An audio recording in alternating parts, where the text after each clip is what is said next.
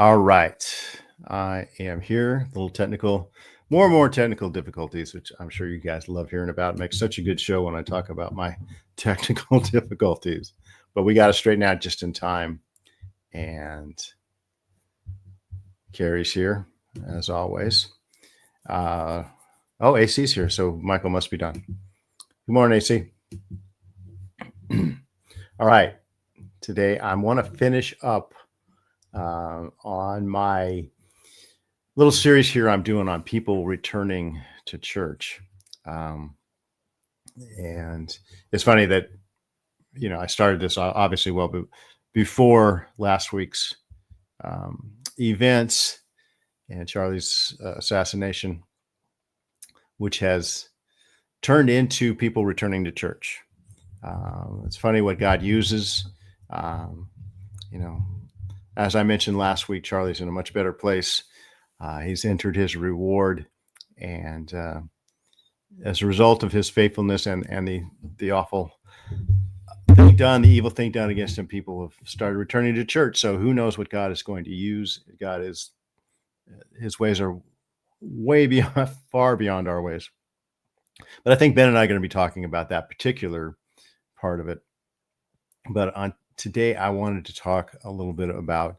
I finish up my thinking on this, on people returning to church, because a few weeks back I did on why young men, especially, but young Gen Z and even some millennials are returning to church, and specifically in that episode, it was the Catholic Church, and we talked about why young men, especially, would be returning to the Catholic Church. Well, men have been so beat up in our society for being men. They don't fit in the new this new society, if you could call it that. Morning, Lucas. For lack of a better word, our new society, or this postmodern society, whatever you would want to call it, post-Christian society, they just don't fit. Then they're told they don't fit. They're told they're toxic, and they're told that the future is all female, and all this kind of stuff. So they're looking for something that harkens back. I remember I heard something Matt Walsh was talking about in responding to Megyn Kelly, who actually hopefully I will get to in this show, but she was saying but anyway, in response to her comments about men wanting traditional women or whatever. And that's a big issue in the young dating scene, at least if you believe what you see online. But young men they want what their parents had, their fathers and their grandfathers had. And one of the things that kind of harkens back to that is more of a high church or liturgical type of worship. And that's what they want. So they go back to it. And then the second part of it, I talked about evangelicalism. What does that mean for us? Especially the young men, because evangelical churches are part of this return, but didn't seem to be as strong as the Catholic Church. And at the same time, young women were leaving. For years I've talked about the divide in Christianity between men and women, where it's usually about a 60-40, 60% women, 40% men in any church service you would go to. On the evangelical side, on the other sides, it's even more pronounced. And some sides it's less. In Judaism, it's about 50-50. But why? What we can do? Why the men want to return, or actually not even return, just go? Why are they turning to the church in the first place? And how we can speak to them, and it's not through rock concerts and trying to get in touch with their emotions. Like, you can't tell men that they're just hairy, defective women. You've got to let them be men, and you've got to present, especially your worship and your preaching, in a way that men can relate to, that speaks to that inner sense God gave men of fighting for truth.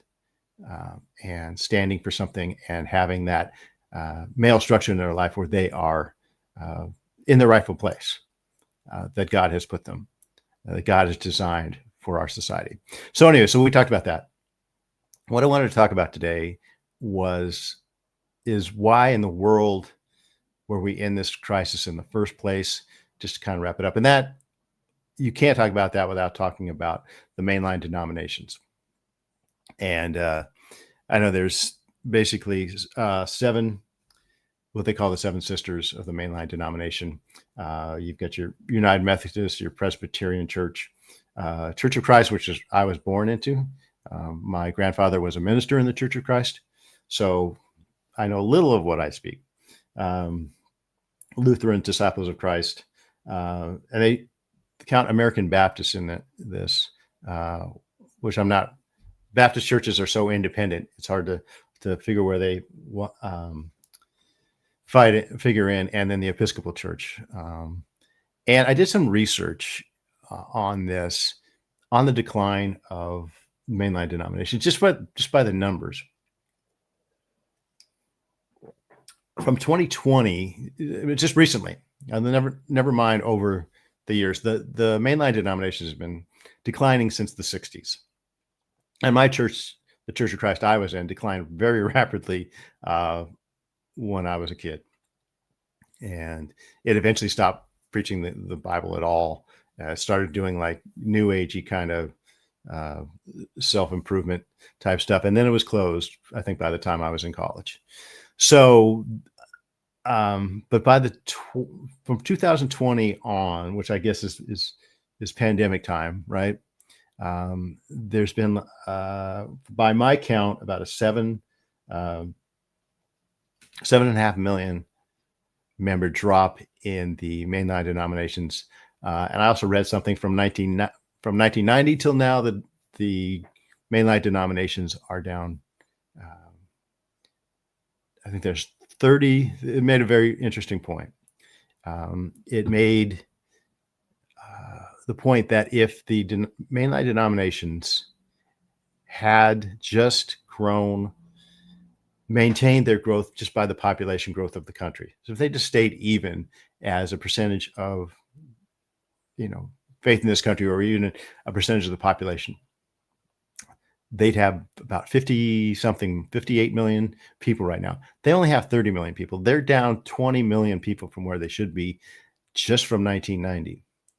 So if you go back to the 60s, we're probably talking about 75 million, maybe, people that were in the mainline denominations that have not been replaced. I mean, a lot of them, obviously, since the 60s died, but they haven't been replaced.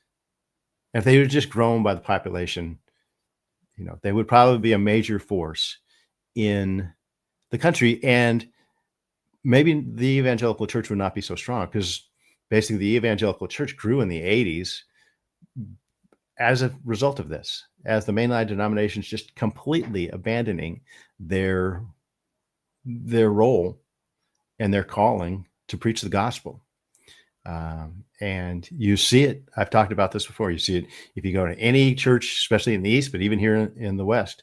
I can go to San Diego and see mainline denomination, downtown San Diego, or the city of San Diego, all over. There's empty Episcopal churches, Presbyterian churches, Lutheran churches, you name it, they're empty. And if they are still full, they're, by capacity, they're down probably to about 1/10. So, and I was thinking about it when we always talk about, you always hear about the decline of religion in America, and how we're less than 50% of the population, or we will be less than 50% of the population by a certain point. I think now we're down to somewhere in the 60s or 70% of people who call themselves Christians, who attend church on a semi-regular basis. Doesn't, the numbers don't really matter. But Christianity is declining in America, and we always search for answers, especially on the evangelical side or the Reform side or whatever it is. How are we not reaching our culture? Why are these numbers? Why are there so many nuns, right? The people who don't affiliate at all. And I'm sitting there screaming at the top of my lungs, almost, look at the mainline denominations. That's where all the numbers went. That's where the just faith in America was hollowed out, because the mainline denominations in the 60s, in the 50s and 60s decided to go politically correct. Back then, that term wasn't even around. They just decided to go liberal. They decided to go progressive. They decided to embrace cultural Marxism. And when you do that, what is even the sense of having a church? Why would anybody go to your church if you don't preach the gospel?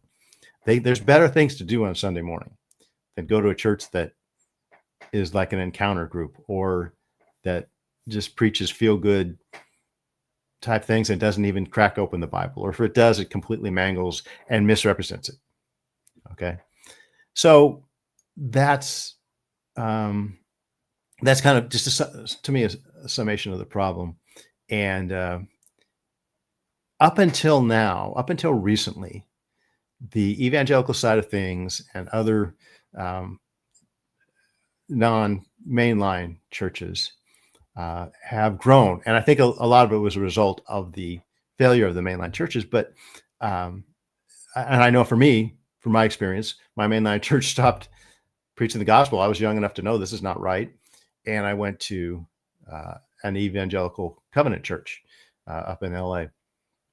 And that kind of kickstarted my walk with God, my journey with Christ. So, you guys got any comments to say on this? Let me know.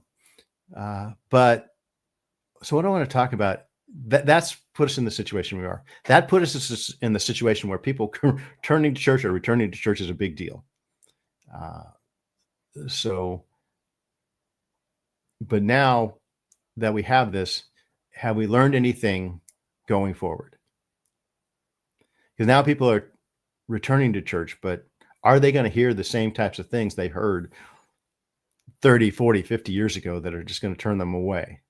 Because, like I said, the mainline denominations decided to go liberal and progressive.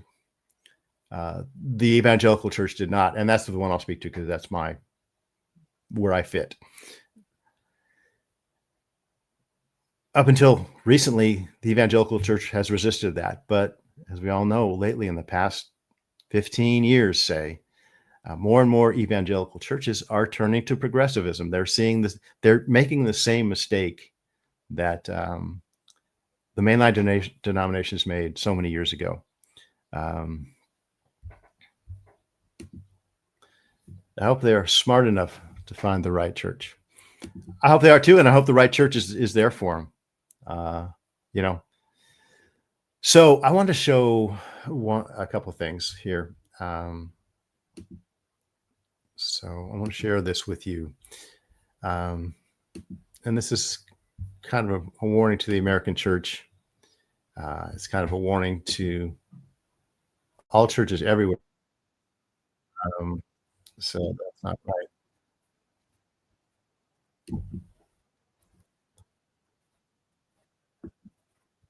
Okay, let me see.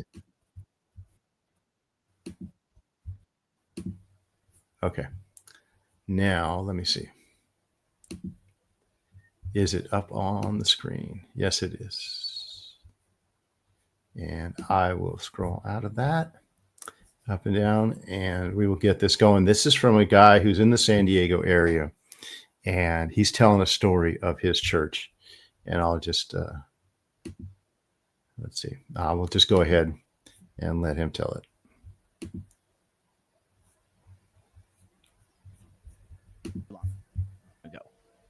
In this video of church with the pronouns in their bio is the church I was employed at not too long ago.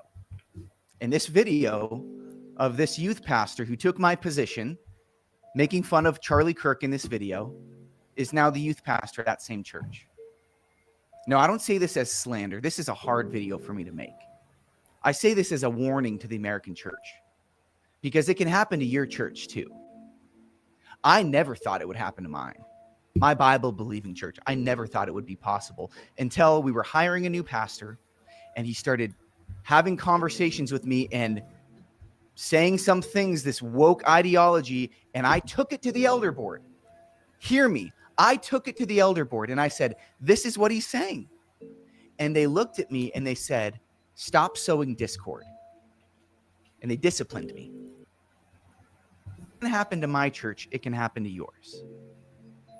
The woke ideology, the itching ears, as the Bible calls it, that people in the last days, they'll have itching ears and they'll go out and they'll find themselves teachers that tell them what they want to hear, that tell them their truth. But let me tell you right now, your truth is not the truth, and your truth needs to be crucified under his truth. And the Bible is clear. Take no part in the unfruitful works of darkness, but instead expose them. So that's what I'm doing. I hate seeing disunity in the church, but I cannot be an obedient Christian and not expose what's happened in my own church. And warn you as well, it can happen to yours if you don't stand firm in your faith, if you don't stand on the word of the gospel in the scriptures and say, we will take no part in the itching ears. We will take no part in the unfruitful works of darkness, but instead we will expose them. And we will keep our eyes fixed on Jesus and his truth, not our own. This church, with the pronouns in their Bible.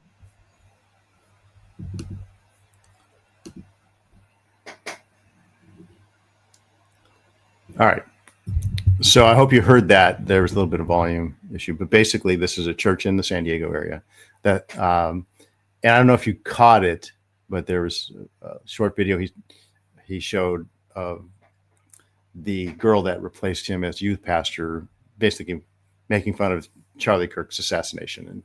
And that's his story. I mean, he obviously saw it happening. He saw this new pastor coming in, went to his board, said something, and they said, stop sowing discord. And that's, that's kind of the way it's going now.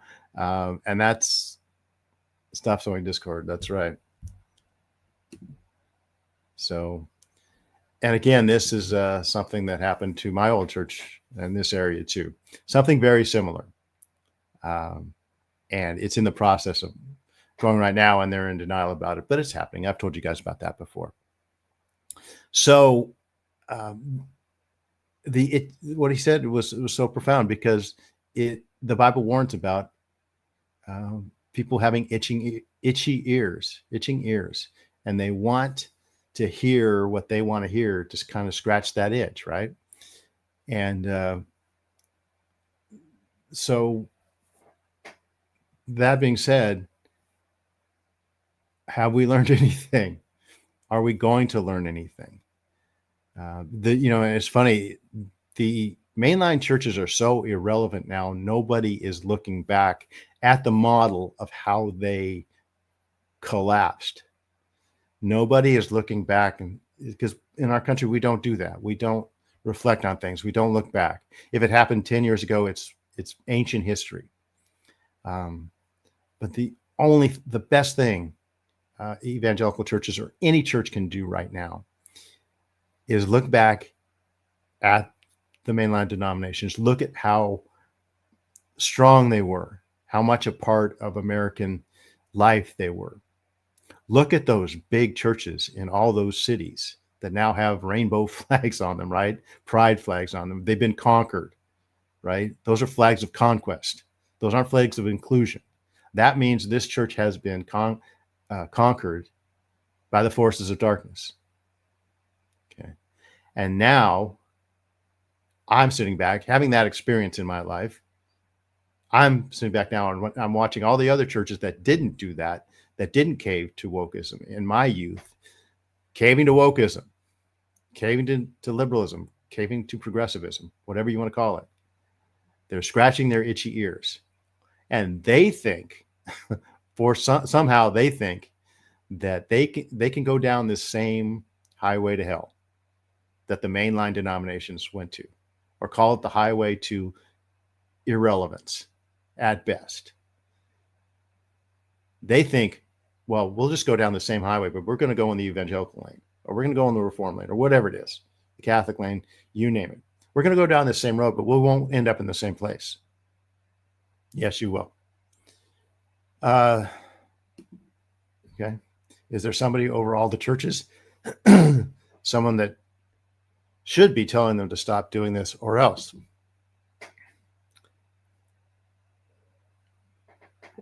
Well, yeah, that's.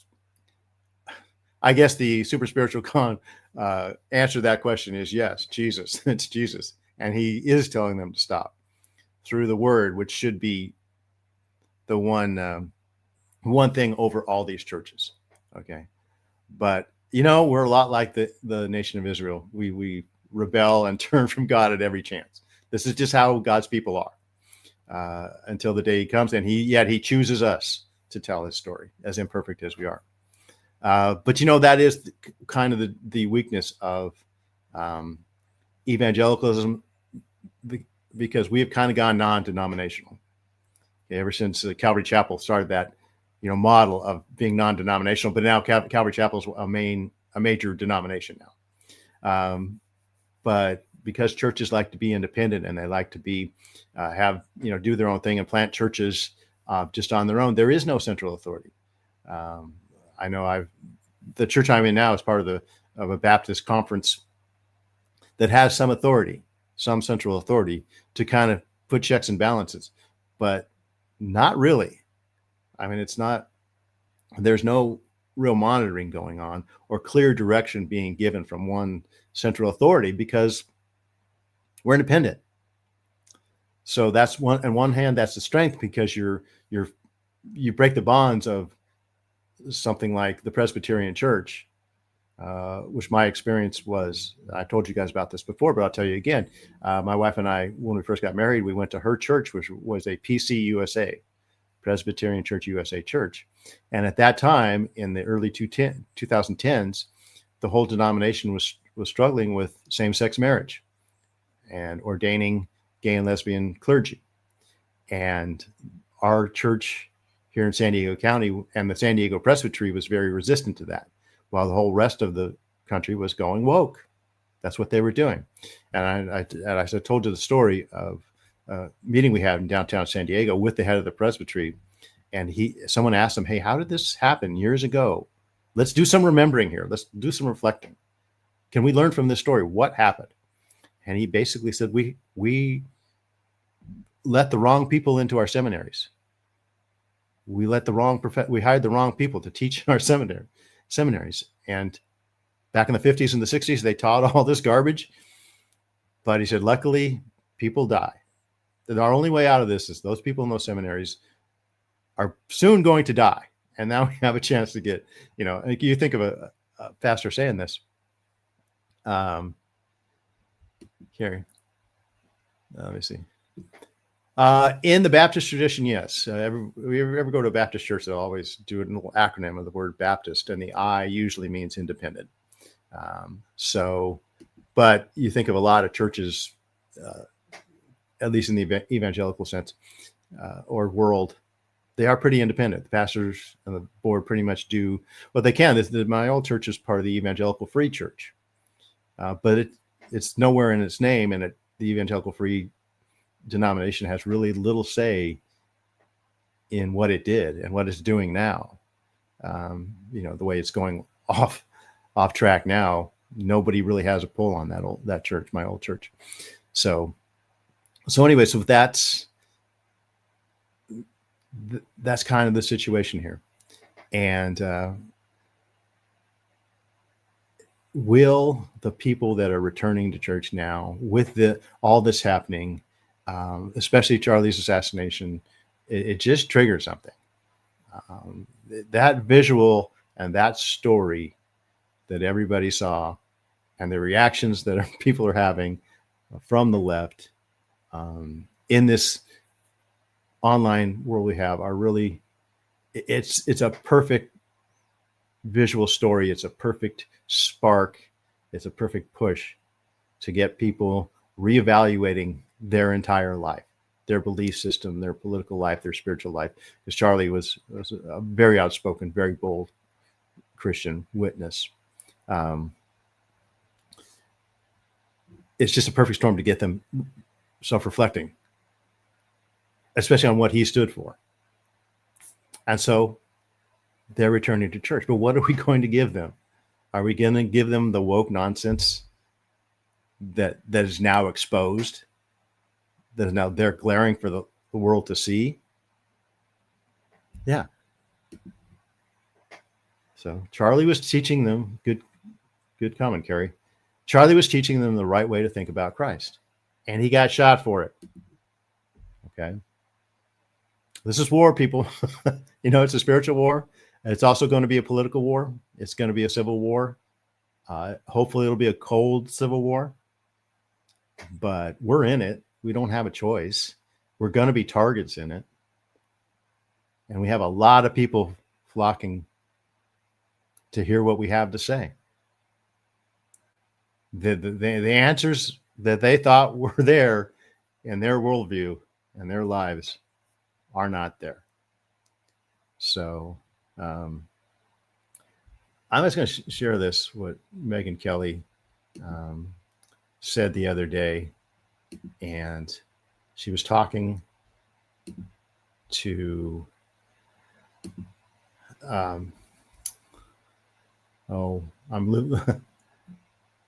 Dave Rubin. She was talking to Dave Rubin. Okay. And they were talking about obviously Charlie's assassination and what that means. And Megyn had some pretty interesting things to say. So I'll just let. Oh, like it just. I think it's 12.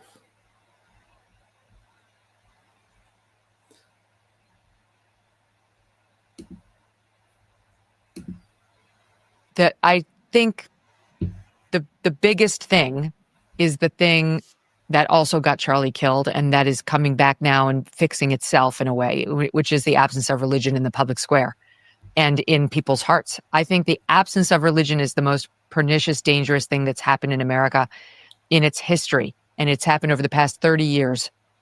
It's been absolutely willingly, actively erased, and it's been replaced by this vacuous evil that now is called wokeism, where we have these identity politics, whatever gods, these identity gods that are so empty and dangerous. The new God tells you to cut up your own body, to cut up your child's body.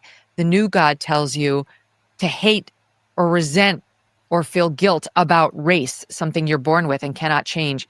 The new God has all the wrong messages. It's satanic. And we made room for this devil by chastising people for saying a prayer before a public meeting or at school, or uttering the words under God in the pledge. So the pledge had to go, or just mocking religion. I mean, at every turn, it became fashionable to the Catholic Church after its terrible pedophile scandal.